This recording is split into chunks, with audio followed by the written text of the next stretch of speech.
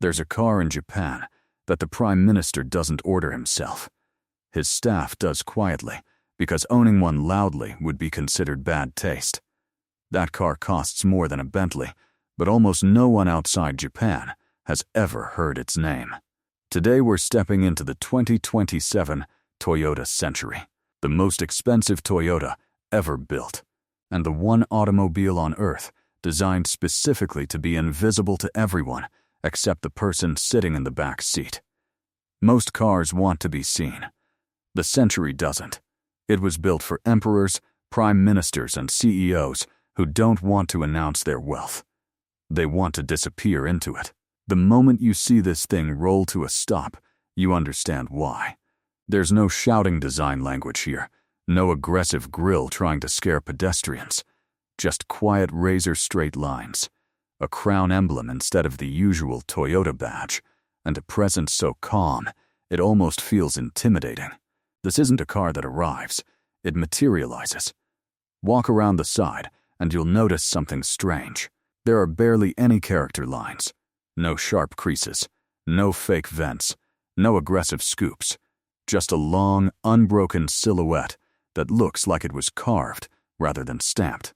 The rear is even quieter, with vertical taillights, a subtle trunk line, and rear doors that open wide enough to make an entrance feel like a ceremony.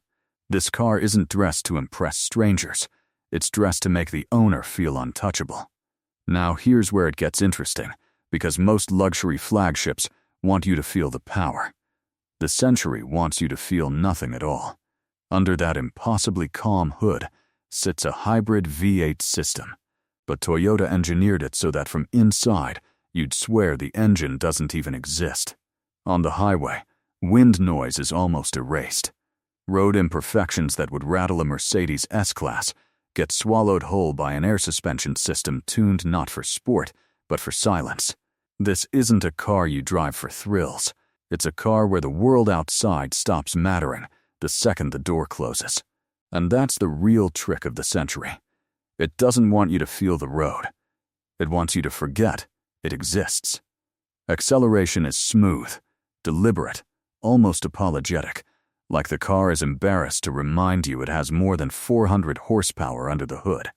This isn't built for canyon roads or track days. It's built for the 2-hour commute through Tokyo traffic, where the only thing that should move is time. Step inside, and this is where the Century stops being a car and starts being a private sanctuary. The rear seats are the real cockpit, not the front. Hand-stitched wool upholstery, reclining rear thrones with retractable footrests, curtains that conceal the back windows from the outside world completely, and a control panel that lets passengers adjust their seat, climate, and lighting without ever needing to speak to the driver, because in a Century, the driver isn't a companion, they're staff. The dashboard up front is almost shockingly restrained with real wood, an analog-style clock, and minimal screens.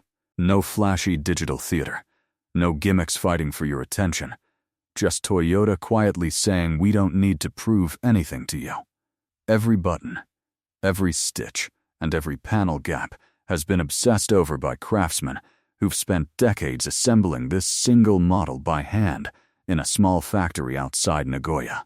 The features aren't about excitement. They're about anticipation. Sensors pre-adjust the suspension before you even hit a bump. Rear privacy glass is thick enough to erase outside eyes completely, and the ride is so isolated that passengers have reportedly fallen asleep without realizing the car was even moving. So who is this actually for? Let's be honest. This isn't for someone chasing attention. This is for someone who's already arrived, who doesn't need the world to notice, and who wants the 1 hour in traffic to feel like the only peaceful hour of the day. If you're comparing this to a Rolls-Royce or an S-Class, you're missing the point entirely. The Century isn't competing with them, it's ignoring them. Is it worth the price tag? For 99% of the world, no. But for the 1% it was built for, this isn't a car purchase. It's a philosophy. A statement that true luxury doesn't shout. It disappears.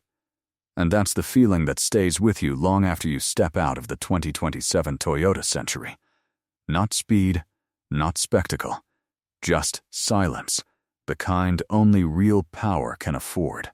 So tell me, would you rather own a car that turns heads or one that makes the entire world outside simply vanish? Drop your answer below. And if this journey moved you even a little, hit like, subscribe, and stay with us.